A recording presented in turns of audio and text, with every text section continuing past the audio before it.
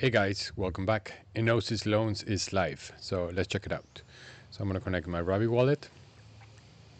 I'm already connected, so I have to press connect. And then now I got some FLR and I got some FXRP. In this case, let's use max. There it is. And then let's borrow $500 or 500 CDP dollars. So that means that I have a low liquidation risk.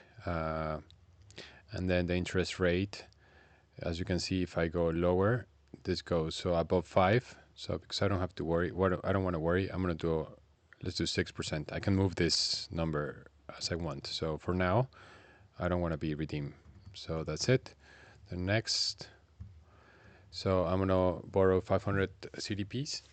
My collateral is going to be 577 FXRP. My liquidation price is at 95 cents, so I'm pretty healthy here. And my interest rate is at 6, so my liquidation and my redemption risk is low. Approve FXRP. Confirm. Interesting, you're paying gas for the liquidation. Well, in this case, it's not much, but it's nice.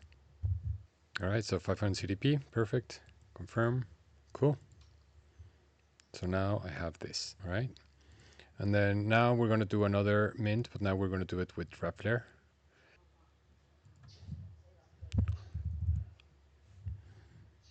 So here we're going to do the same thing, 500. So my liquidation price is at 1. Okay. This is the minimum, so I'll have to work on this, but you'll see what I want to do. So the same thing, I want to do 5.6%. Next. Review, send transaction. I'm going to do 3 transactions. All right.